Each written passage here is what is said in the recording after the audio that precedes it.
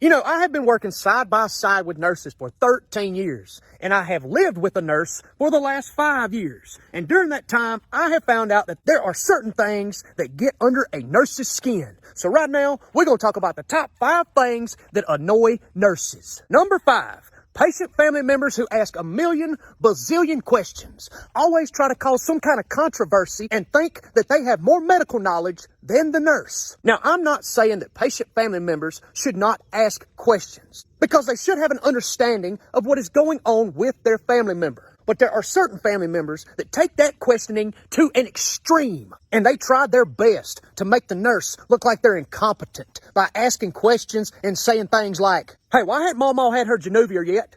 Well, it's 8 a.m. She usually gets it by 6:30 a.m. every morning. You're going to have her diabetes all messed up.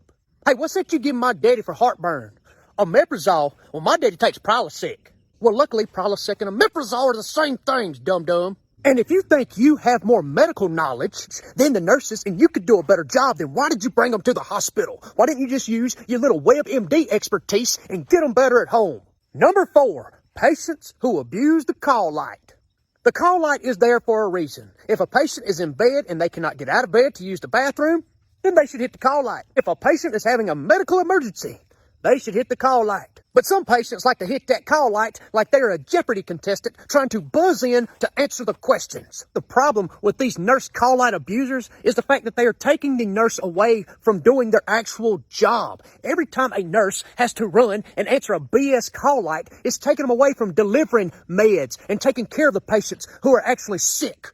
So if you're a patient and you need your pillows fluffed, don't be hitting that call light and asking the nurse to come fluff your pillows. Because last time I checked, it says RN on the badge, not housekeeping. Number 3, the patient treating the nurse like a waiter or a waitress. So I don't know if you saw all them signs as you was being wheeled down the hallway, or the big humongous signs outside on the building. But this ain't Red Lobster. And the nurses and medical staff are not waiters and waitresses. This is a hospital. And we all know that hospital food ain't the greatest. So asking for a snack here and there is okay. But 4 or 5 times every hour is a little much. Because once again, nurses have better things to do than serve you up crackers and juice 5 times an hour. Number 2, patients who are drama queens or kings.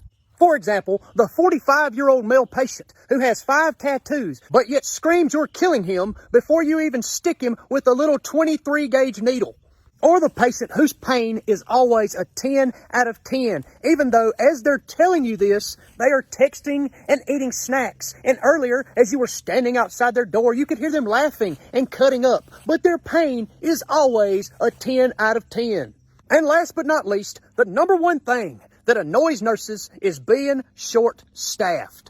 Because a nurse knows when they walk into the report room and the first words they hear are, "Well, we're going to be a nurse or 2 short tonight," or "We're not going to have any CNAs on the floor tonight," they know that they're going to have to work a lot harder for the next 12 hours.